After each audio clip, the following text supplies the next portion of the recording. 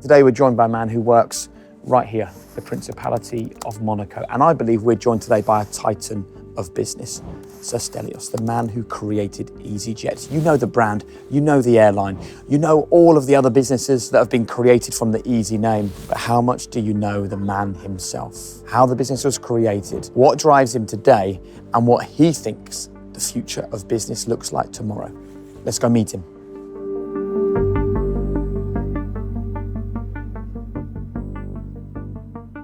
Well, Stelios, thank you very much for inviting us onto your lovely roof terrace here in Monaco. Pleasure to have you here. Let's go straight to the room that you think of when I talk to you about the room where it happened. Where is that room? It's somewhere there. We can't see it from here because it's the trees, but it's basically the restaurant at the top of the nicest hotel here in Monaco, where me and my father, my late father, had lunch in 1994. And he agreed to finance my dreams of starting easyJet. My father was a very successful self-made shipping magnate. So I worked for him. My only other boss in my life was my father. And in 92, I convinced him that there's a new way of running a shipping company now. Can I start Stelmar, my own shipping company? Interestingly enough, when I started working on the project of the airline, the working title of the airline was Stelair. So I was going to brand extend from Stelmar to Stelair. So running my own shipping company was interesting, exciting, challenging, but people were not giving me credit for it. People said, well, it's your father that's telling you what to do. He knows the business, you are his son, it's not your work. And was that true? To a certain extent, always. I've always had a very good working relationship with my father and we always exchange views. But, the fact I wanted to do things slightly differently, people were not giving me credit for it. So I was determined to prove myself to my father and the rest of the world. So I said, I have to start a new business in an industry that he knows nothing about. The other thing that I realized by that stage is I had a bit of a marketing skill. So in shipping, you are business to business, so you're not really communicating with the consumers. So I was determined to start a consumer-facing business, a consumer-facing brand. I wanted to create what I used to call back then household names. So back to the room where it happened, summer of 94, I said, I had enough of shipping. I want to start an airline. Will you back me? And my father said yes. And all of that happened over lunch at the grill, the restaurant, the grill at the Hotel de Paris here in Monaco. Your dad agreed to loan you £5 million. Was that enough? That was enough money? 5 million was the original bet. In other words, take that, and if it doesn't work, we close it down. But I'm sure people are listening to this or watching this thinking, of all the people in the world to agree to lend you money, it's pretty easy to get it from your dad. Was your dad did he drive a hard bargain? Did he need convincing from you? Was he quite a hard-nosed businessman or actually... he was hard-nosed, but equally, I think he believed in me and I'm eternally grateful for that. To this day, I always say, thank you, Dad, that, you gave me this opportunity. And something else, a little detail that few people know is that part of the condition was that my brother and sister would be also shareholders in easyJet. Right. And hence they're today substantial shareholders. So he said, I'll give you the money. You can leave the family business to do your crazy idea, but you have to carry your brother and sister. So if you benefit, the whole family will benefit. Love that. So it remained a family business. It remained a family investment. Yeah, absolutely. And then the first thing I did is I booked a flight and I went to Seattle, Washington in the United States, where the headquarters of Boeing are. Let's take a quick break to talk about something powering the world around us. Imagine the innovation happening right now in industries like energy, aviation, and manufacturing. Industrial AI is the engine behind it, and IFS.ai is leading the charge. Did you know over 800 million passengers a year fly safely thanks to aircraft maintained by IFS.ai? And I've worked with IFS for years. I've seen their impact up close, and that's why I'm so proud and excited that they're partnering with us on this show. And if you want to see what industrial AI can do, just visit IFS.ai. Proud partners of the room where it happened. If you can just take a couple of seconds to subscribe, then of course you can get each episode directly to your inbox. And honestly, for you to subscribe, it makes such a difference to our show. It means we can grow, and it means we can attract more incredible guests like George Heaton, Rory Sutherland, or Richard Branson to come and join us. And don't forget, you can also check out my Room Where It Happened newsletter. Just track me down on LinkedIn. Okay, so you get the money and you go to Boeing in the US. Exactly. And what are you trying to find out at that point? The first question is you go around and say, how much for one of these and how much for one of that? What was the answer? I think back then a Boeing 737 was about $30 million. And you've got 5? Before discounts. Okay. And it was that visit at Boeing in Seattle where I said, really, you want to make money in aviation? Go and visit Southwest Airlines in Texas. The original, the prototype low-cost airline that was created in Dallas, Texas in the 70s. And then everybody looked at them as the best successful example. So the Boeing executive said, they are our biggest customers. They buy more planes from us than any other airline. Go and visit them. So I got on a Southwest Airlines flight for the first time. I had peanuts. That's all they gave you. That's why they were called Peanut Airline. I booked myself to stay for the first time in a Motel 6. Right. Another budget brand. And I learned later that Motel 6 was called that because the entrepreneur who started it wanted every room every night to be $6, which is not very clever if you think about it, because with inflation, you won't be able to break even at $6 a room tonight. So I said, here is a great brand with a geographical connotation. Here is another great budget brand, Motel 6, a price point that will become obsolete. What if I chose a brand that is actually neither the one nor the other? It conveys the brand values I wanted to convey, which was affordability, convenience, and these things. So who told you at this point not to call it Stellair? When did you lose the ego for that? I think in the process of starting the daunting task of making a brand known, I realized that an international name would be a better bet than my own name. Yeah. So again, I was sitting at a bar in London and, having had meetings with brand consultants and lawyers and everything else, I said, well, let's try the options. Stellair. Yeah. StelJet. There was an airline back then in the United States called ValueJet. That's when I started getting the suffix jet. And then I said, cheap jet, maybe not. Affordable jet, whatever, light jet. I was thinking Coca-Cola Light, the light version of Coca-Cola. And were you writing these down? Yeah, in a napkin. I've lost the napkin, but we've replicated it. So I bet you'd still love to have that napkin. Yeah. So after a few failed attempts, easyJet came out. And I think that was it. I said, if you're going to build a brand and invest millions in marketing, you might as well call it a name that everybody can pronounce, basically. Yeah. Easy is easier to pronounce than Stel. The other thing that came out of the United States trip in '94 is why not share the brand between different industries? If you're going to have a budget hotel and a budget airline, why not give them the same name? And that's where the brand extension idea was born from. So easyJet, Easy Hotel. But of course, to do that in much the same way that Virgin have done that, I know we'll talk about Richard Branson, he's a real confidant and a friend of yours, but you have to build that brand. And I think one of the things that you got right in that moment is that if you call something cheap jet, a lot of people don't want to fly with a jet that says cheap. Even affordable, it kind of has this connotation that it's cheap, right? And it's a long word. Everyone in the world wants something easy. Yeah. Everyone. And it doesn't matter whether you want an easy flight or an easy hire car or an easy bag of crisps. I think it's the master stroke that you managed to get right was the name. I was very lucky. I think you need a combination of a good service, a good product itself. It has to work. But also you need a lot of marketing. There's no escaping from the need to spend money. And a lot of PR.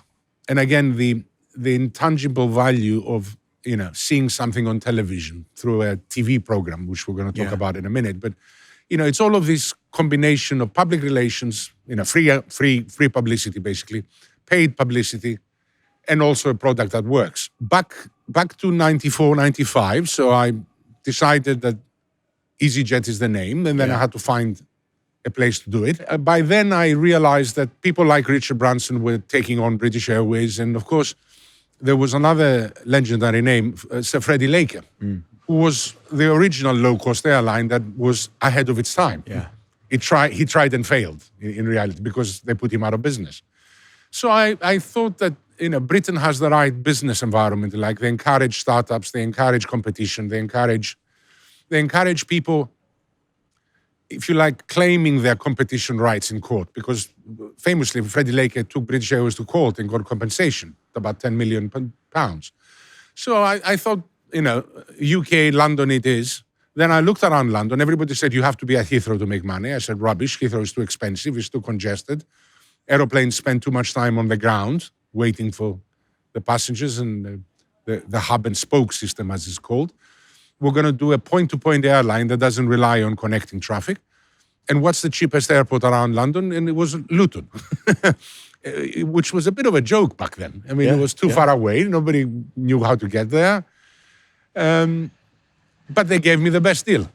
I think it was £1 a passenger. That was the deal from Luton. Is that right? £1 a passenger. £1 a passenger. I love this. And you mentioned Freddie Laker and Richard Branson there. Let me just talk about those two for a moment. And I think that I love the mantra Richard Branson has of screw it, let's do it.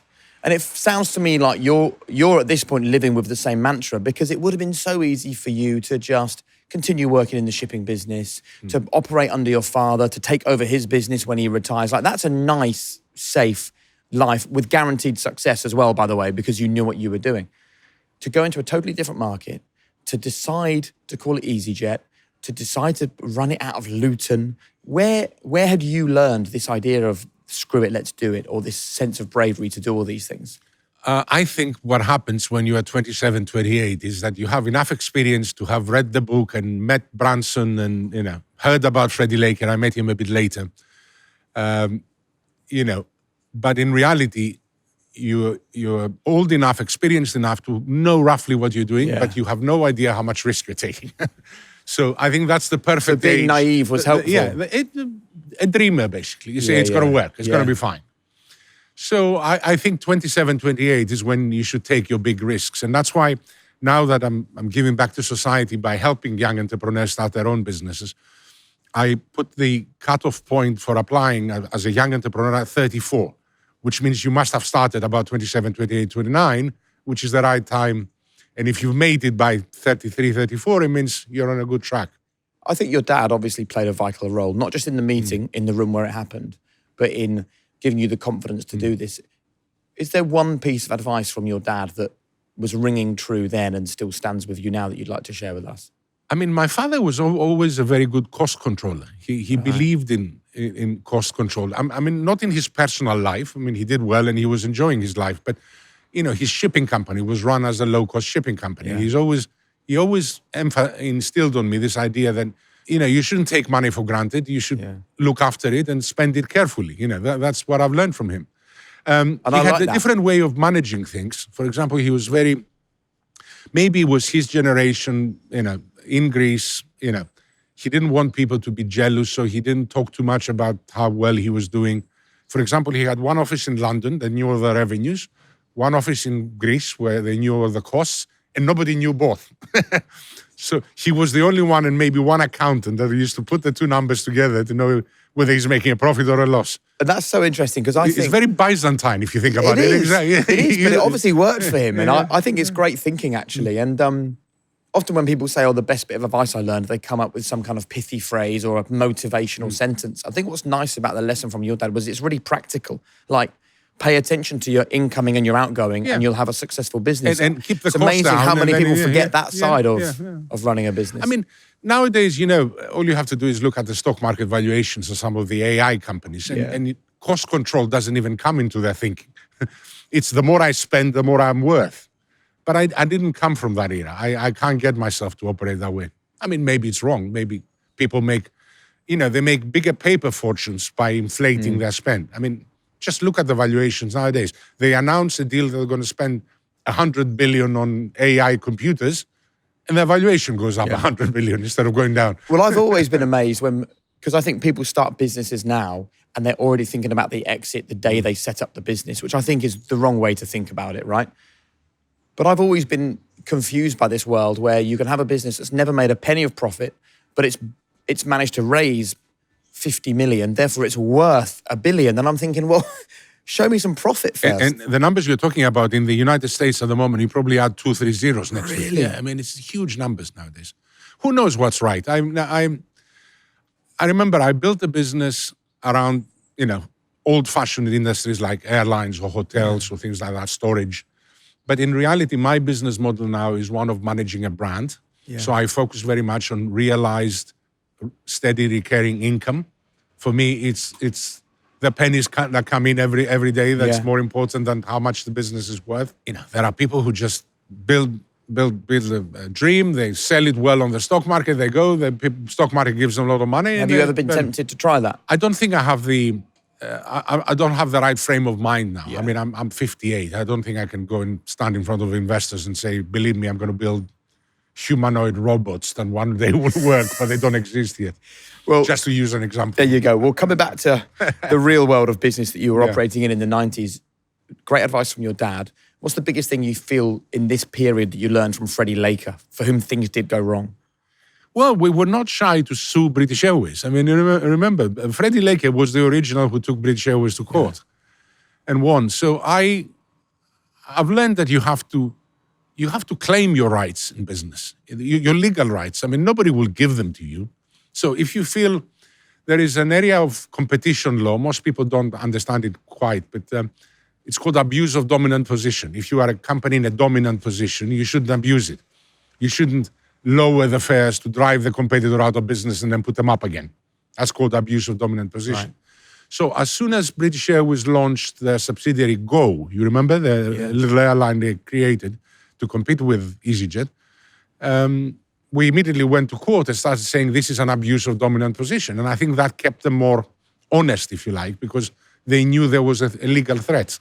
And were you not ever overwhelmed by the fact that you'd set up this business, you'd borrowed the money from your dad, you'd begun, and suddenly there you are, this son of a Greek shipping magnate from Cyprus is taking British Airways to court in the UK. Like, did that confrontation not scare you, or do you have to be comfortable with that in business? I believe you have to be comfortable with using the legal system, the courts. I mean, you're right. It's for the judge to decide. I think it's absolutely perfect. And I also think that it sends a message to the competitors that, they can't mess around with you.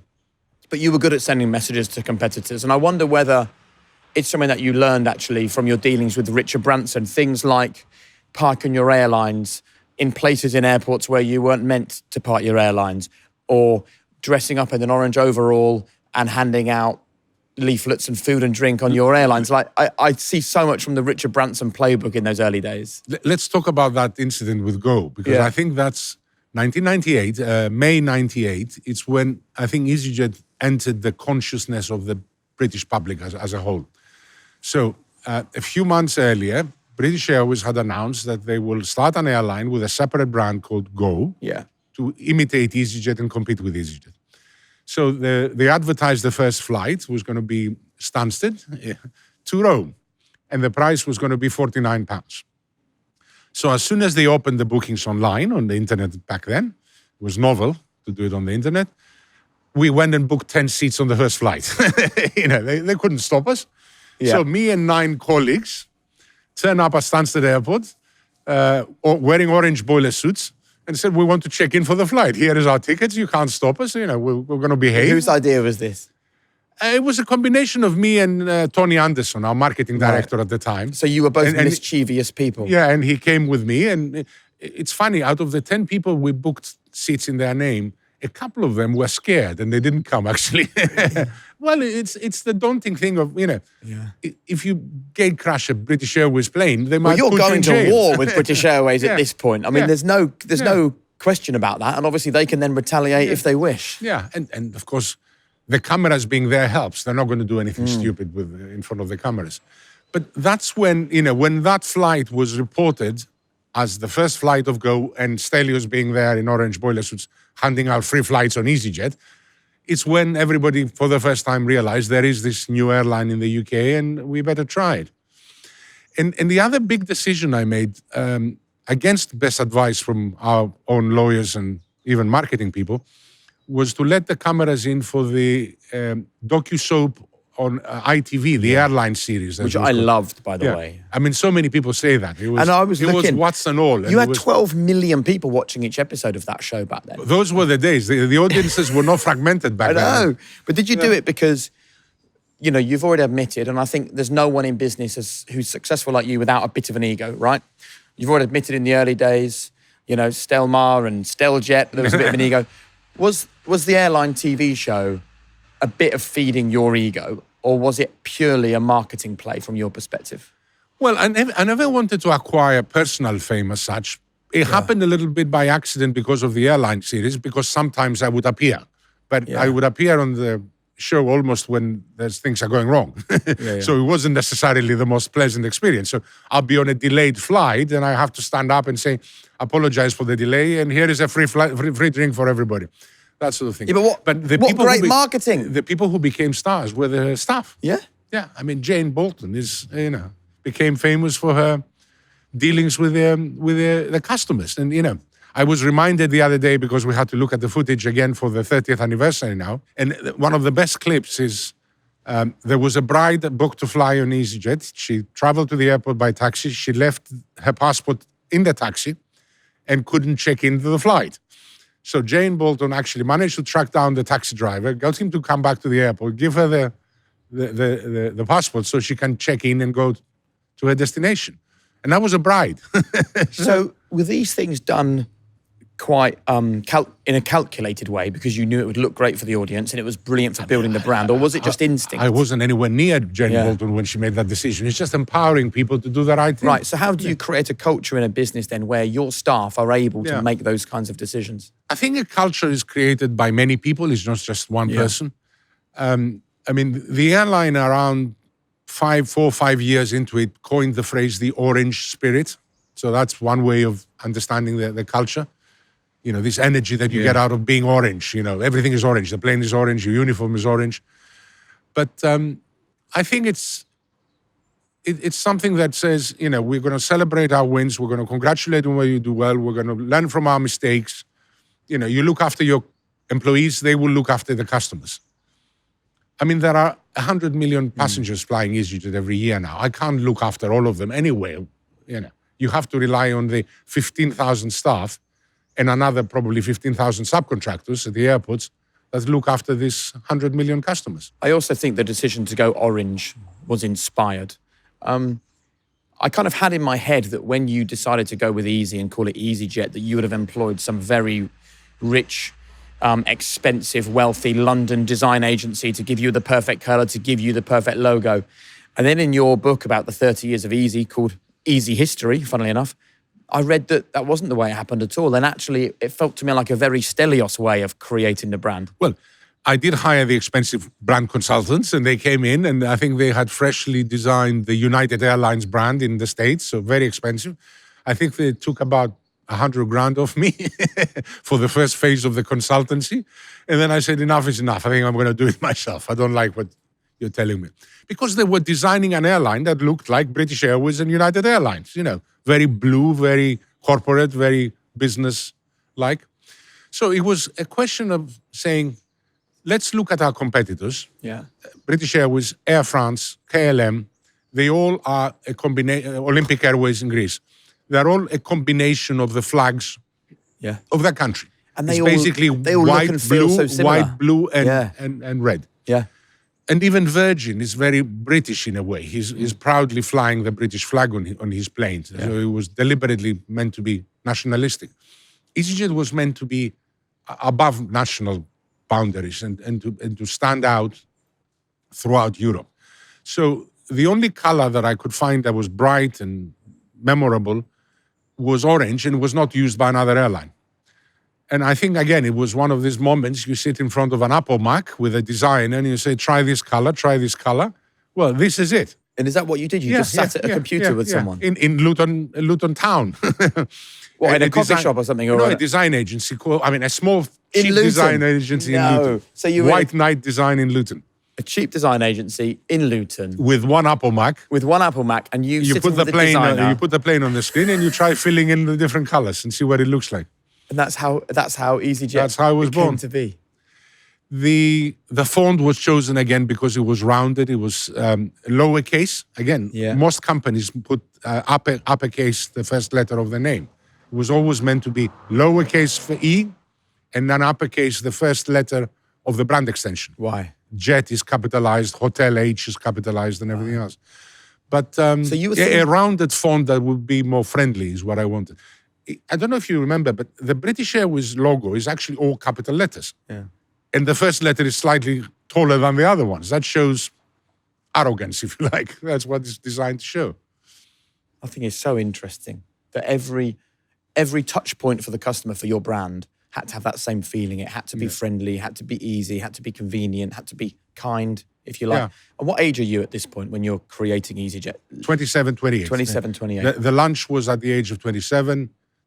First flight, 10th of November, 1995. I was 28 by then. What were your emotions sitting in the cockpit alongside the pilots for that first flight? Well, I was stressed, and you know the expression "happy landing." When we landed, I was happy. No, we got a lot of good feedback from the people. I mean, that's what kept me going, in the sense that you knew at that moment that people would enjoy that sort of service. It's not the free lunch, it's not the free drinks, it's not business class that you need on a flight of 55 minutes from Luton to Glasgow. It's on time, good price, and that's about it. And I have this image in my head of this young Stelios, a full head of jet black hair, having all these ideas. What a difference 30 years makes. It's too much stress. You're involved in everything. Every part of the business has got you involved in it. Tell me about your work. It wasn't necessarily an option. I mean, there was nobody else. The first sort of hired gun I hired as a chief executive to run the airline, because at the beginning it was a travel agency, if you like. The planes were operated by another airline called GB Airways, which ironically was operating for British Airways, and then easyJet bought it later. Another airline we bought off the British Airways table. But so the first chief executive I hired was the chief engineer of Air New Zealand. So again, grey hair and loads of experience, an engineer, not a marketing guy. And he was the safe pair of hands that was keeping the airline safe. And you need to surround yourself with people with a skill set which is complementary to yours. I was comfortable making the sort of marketing decisions, but I needed someone else to run the airline. I mean, I think you're the ultimate marketeer, but none of this happens without hard work. So give us an insight into your work ethic back then in your late 20s trying to build this airline. What did your commitment to doing this look like? I never kept track of my working hours, but I reckon back then and today is about 60 hours a week, in the sense that I think, a human being has capacity to work for about that length of time. So, I'll borrow this expression, I've heard it from other people, but we spend most of our careers working for the second sentence of our obituary. So the first sentence in my obituary is going to be founder of easyJet. That's spoken for. It's probably not going to change, no matter what I do now. The question is, what's the next phrase? I would like to think that the second sentence in my obituary would be that he gave a lot of money to charity, that I was a philanthropist, basically. And it takes time to create that. And another thing to remember is, to give a lot of money to charity, the money has to come from somewhere. So what I've created is a recurring income stream through the Easy brand. So every time you fly easyJet, you pay £100, 25 pence of that will come into Easy Group, which is my own company. Easy Group is a business, has expenses, and then the profits are donated to the Stelios Philanthropic Foundation, a UK-registered charity that gives back to society. So you have to keep that flow of money going. So you need to earn it somewhere, donate it to the charity, and then manage how it's spent in the charity. And that's what keeps me going. I mean, you have to keep doing it until the end. And I think there's so much in there to celebrate and laud. And congratulations if people have a look through your book, Easy History, 30 years of building your businesses. They will see that you have given, it says in the book, over 84 million euros to charity, and much more will be given away before the end of your lifetime. If you don't mind me correcting you, because Please. The book is a couple of years old. But, Go on. What is it now? It's another proud moment. Every year, our financial year is September. So we've just closed the books, and the cumulative charitable giving is now 122 million euros. So it's gone up significantly in the last couple of years. We made some big donations. How many businesses license the Easy name now? So the bottom line is we have a long list of about 300 brands. And obviously none of that can happen unless the name Easy carries something. You know, it means something. People trust it. Creating a trusted brand is so rare.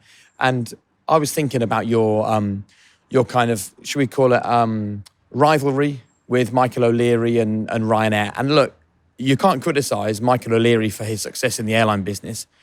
I'm not sure, though, that Ryanair is the kind of brand that could then be hived off for other businesses in the same way that you've been able to do with Easy. What do you think about that? I think it's a fascinating question. We can spend hours talking about that. So let's go back to the origin of Ryanair. There was an entrepreneur called Tony Ryan from Ireland. That was a aircraft leasing guy.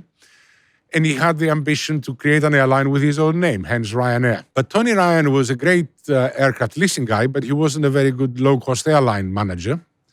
So he hired Michael O'Leary, then an accountant with KPMG. And I think Tony Ryan told Michael O'Leary, if you turn it around and stops losing money, I'll give you half the profits. That's what made Michael O'Leary. He turned around the loss-making small regional airline called Ryanair into a low-cost airline at about the same time as I was starting. Yeah. So Michael O'Leary was the manager that went to Boeing, like I did, found the Boeing jets, said that it has to be low cost, cut the fresh oranges on board and said, it's you have to pay for it slowly like I did. Yeah. He copied that. Originally, he used to pay commission to travel agents. Then he copied easyJet in saying direct only. So all in all, the two companies have been watching each other, leapfrogging each other for years. Michael O'Leary has created more shareholder value. They make more profits and the stock market values the profits more. But I think he's done it by being very ruthless with cost cutting. And when trying to understand Michael O'Leary, I think you have to think of, he sends messages to consumers that, if you come with a very big bag, we're going to charge you a lot of money for it. So come with a small bag or pay us a lot of money up front. So a lot of the rhetoric is actually to position the expectations of the clients and to keep the costs down. He chose to do that. I think the name is not franchisable, because if you are a ruthless cost cutter, people not necessarily want to create Ryan Hotels or Ryan Storage in the same image. It might not work. I think that you can still learn things from people who you don't necessarily want to operate in the same way as. What is the thing that you did learn from him that you were impressed by? I think his ability to keep the cost down it's second to none. And I think he doesn't care what people think of him. So he plays the aggressive, ruthless CEO that will cut costs at any price, if you like. He's probably getting better deals from airports. He's notorious for sort of aggressively stopping flights and starting flights again, depending on the deal he has from the airport. What I have to say is that he's made a lot of money for himself and his shareholders. So, he's a single KPI guy. How do I make more profit? That's it. And if that's the barometer that you measure success by, he has been very successful. Yeah, exactly. What about when he created the advert saying Mr. Late Again with your image? Did that feel too personal to you at that point? He has paid damages for that. There was one that actually portrayed me as Pinocchio, which is clearly libelous, that I'm lying. That's what you wanted to say. And we actually sued, again, using your rights in court, in legal case, and we won, and he paid 50,000 in damages, which I donated to charity. But again, you have to draw the line somewhere. Now, he hasn't attacked me personally now for the best part of 10, 15 years. On the room where it happened, we speak to high-performance CEOs, founders, industry leaders, and there's one thing that they all have in common. They know the value of energy, of clarity, of consistency. But for years, I struggled with that myself, especially actually when it came to sleep. But then I found this. This is Vitals by Heights. Just 2 capsules a day, packed with 20 essential nutrients, omega-3s, vitamin D3. This is backed by over 1,400 scientific studies. And honestly, after a couple of weeks, I noticed a genuine change: deeper sleep, sharper focus, more energy when I was at work, and my sleep monitor backed it all up. Because the truth is, in business, you can't afford to run on empty. So if you're looking to show up at your best, start with your sleep. Head to heights.com/room or use the code ROOM20 and you'll get 20% off your first subscription order, or just click the link in the description. I want to talk to you about hiring people, because in this book, which charts 30 years of your business, there's a photograph here. And it says Stelios with marketing director Tony Anderson, reading the Scottish newspapers at Glasgow Airport. Now, we've already established that Tony was pretty important in the creation of easyJet and the growth of the early business. And I'm not being rude here when I say he looks about 15 years old in that photograph. What's the secret to hiring great people, do you think? Tony is still with Easy Group, by the way, but I think Tony himself says the following story. When I advertised to hire the marketing director, we didn't even put the name of the brand because we were not even sure that it would be called easyJet. So he replied to an anonymous advert by a headhunter, marketing director of Airline. And when he came in for the interview, I established from his CV that he has worked for British Airways and Thomas Cook, the then very powerful tour operator travel agent. So Tony says that I told him that because my biggest enemies are travel agents and British Airways, and you worked for both, you're a gamekeeper 10... Poacher 10 gamekeeper. Poacher game 10 gamekeeper. What do you look for in a hire? You have to look at complementary skills to yours. I mean, I've always believed you need a good accountant in a business. Don't underestimate the boring side of things, of keeping the books balanced and, having monthly accounts by the 7th working day of the month and things like that. You need a marketing guy. You need an operations person, depending what industry you're in, but every industry has its operations. There's an expression, it's mostly American, keep the trains running on time. It's that sort of a job. It sounds like you're saying the important stuff in business isn't necessarily the sexy stuff. It isn't the public stuff. It isn't the exciting moments. It's about making sure that the foundations of your business are stable, which then allows you to do the fun stuff. And you know where you are financially. I mean, those monthly accounts on the 7th working day of the month is not a joke. And how do you know when to take risks and chances and the direction the world's going to go? I mean, I think of a really good example of, in the early days of easyJet, you had your phone number plastered on the side of your airlines. But then in the late 90s, you were one of the very first people to understand the internet is going to be the future. And the phone number was replaced with easyjet.com. How did you have that realization that the future was going to be online for everyone? I mean, we were struggling to answer the phone. Remember, before the internet, it was a question of call centers. Right. So we started operating a call center in Luton in 1995. And I think we were paying people at that stage, it was probably £1 a booking again, another famous £1 a booking. Right, so £1 to Luton Airport and £1 to the person that books the flight. £1 to the call center, £1 to Luton Airport, and that was our cost. But, because the airline became so popular, especially when the airline series would come on television with 13 million viewers, the phones used to go crazy, so we couldn't answer the phone.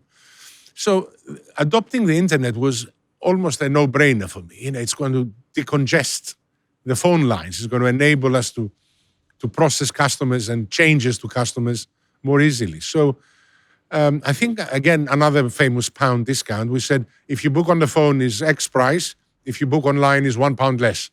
And that's what caused the shift. And for many people, many people, the first ever purchase on the internet was an easyJet flight. Really?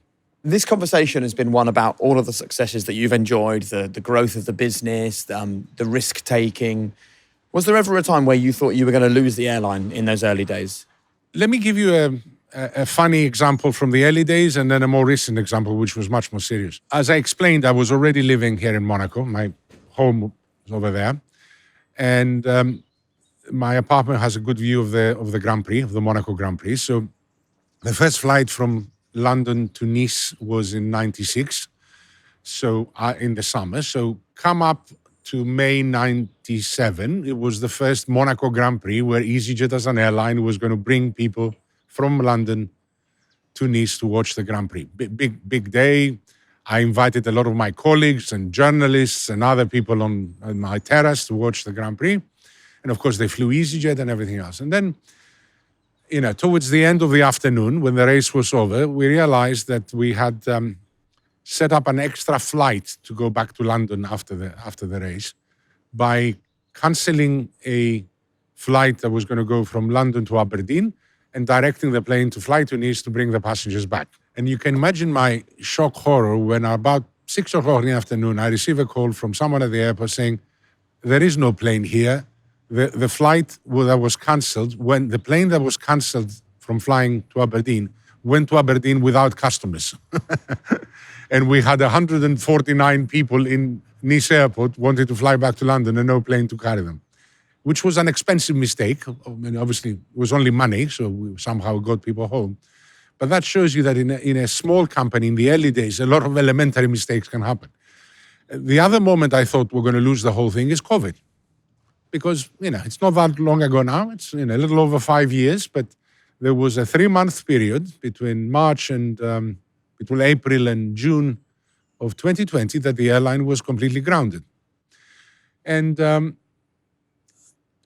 was worried that we might lose it, but in the end, I got comfort from the fact that easyJet is a public company on the stock market, on the London stock market.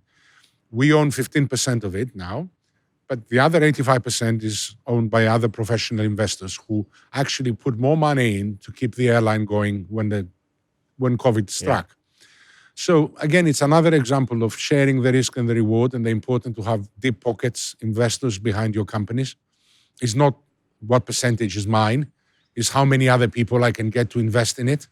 So I think we only survived because more investment flowed into the airline to pay for the losses of. Yeah.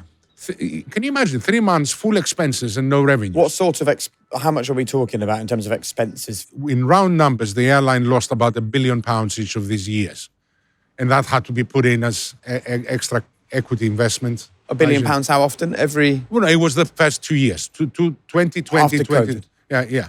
£1 billion. Remember, a year. COVID struck in March 2020, so it was halfway through the year. So you lost money for September 20 and 21. Does that not keep you awake at night? It's another example of why you should share the risk and the reward. Before we wrap up, I'd love you to give us your memories of the very first easyJet flight. I mean, I read that you were in the jump seat in the cockpit alongside the pilots.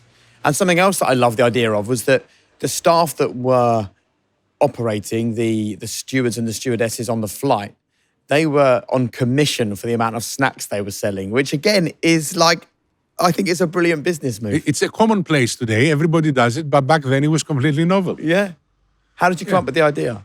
I remember I went to the London School of Economics. So by training, I'm an economist. And one of the things I learned at the LSE is there is no such thing as a free lunch. Nobody will ever offer you a free lunch. So why should you get one on an aeroplane? So in trying to cut costs, I said everything has to be for sale. So there's no free coffee, no free, orange juice or whatever. No free peanuts. If you want to buy peanuts, there's a price. And then it's a question how to incentivize the crew, who until then, they were used to giving it away. Remember, their source of pride was we offer the best service. Remember, expensive airlines, very complicated menus on long-haul flights.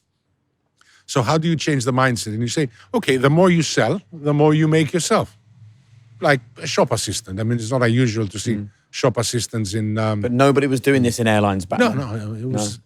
I mean, nobody would sell coffee on an aeroplane. It was always free. It was a freebie. 25 pence for a cup of coffee. Is that right? Is that right? Is that what a coffee was? Oh, man. I think you should have celebrated 30 years of easyJet by making it the prices from 30 years ago. I would have loved that. And what advice would you offer people if they're scared to make decisions? Because I think one of the things that I've learned from reading your story is you weren't afraid to make mistakes and you would move quickly, you would try something. If it didn't work, you'd reverse it. But I think a lot of people struggle with that. As a businessman, I believe there is no better way to learn. In other words, I'd rather have trial and error rather than never make a mistake. Yeah. Because unless you make a mistake, you never take risk, you never progress things. So I'm a great believer in size the amount of risk you want to take. How much money can you afford to lose, to put it bluntly, and then take that bet. And if it works, it works. If it doesn't work, you reverse it. You try something different.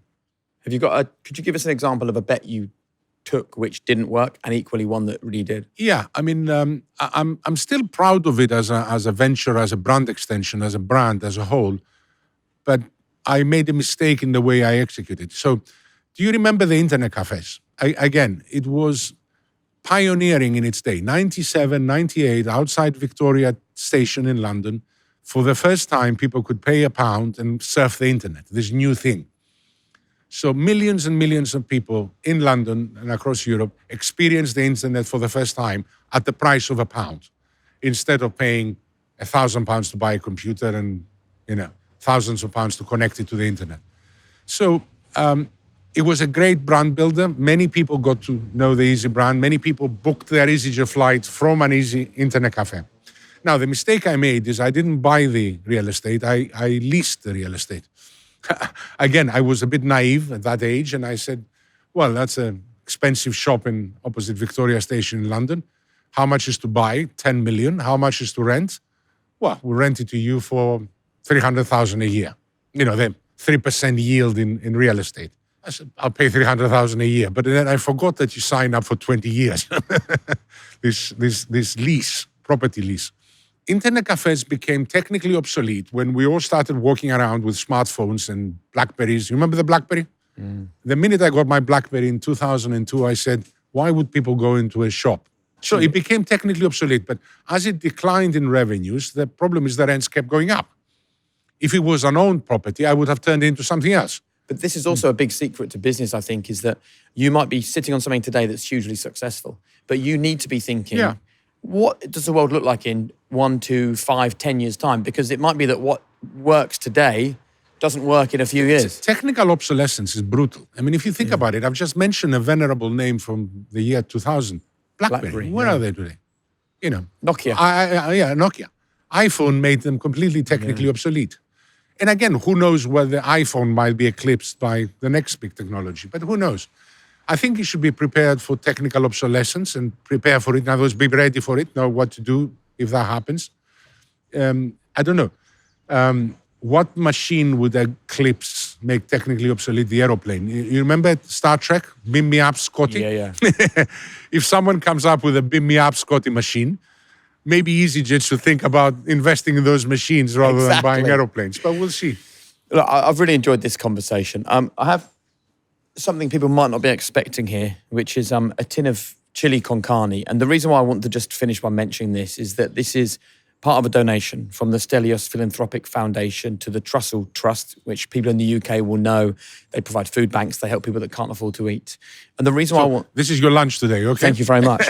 The reason why I wanted to finish just with that can there is this whole journey began because you were a young guy who felt like you weren't taken seriously, who felt like you were always going to be the son of your father.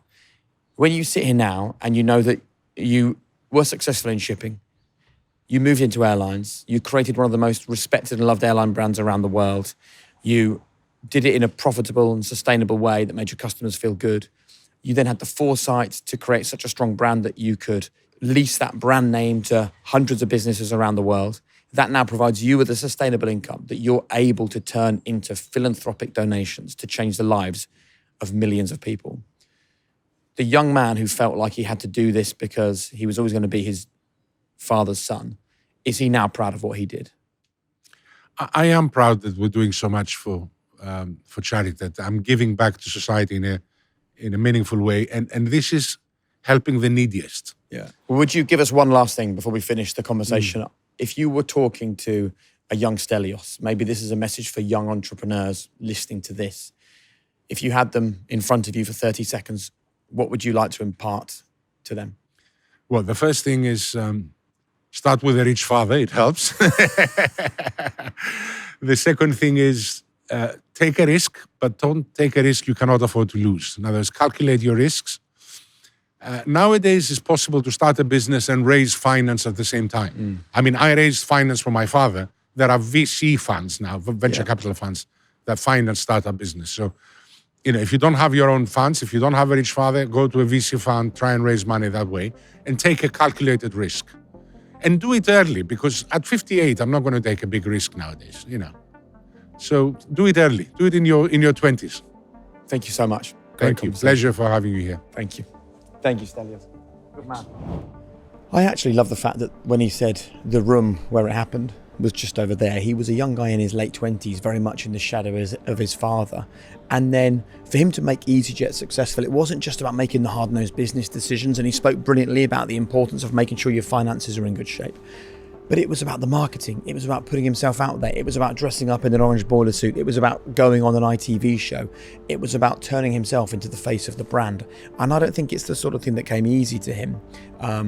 But I think it was absolutely crucial to have this smiling Greek businessman welcoming you on board his airlines. I think he stood for what easyJet was. And I think he actually is the reason that business was so successful. Not just because it was a good business, but because he was a great leader.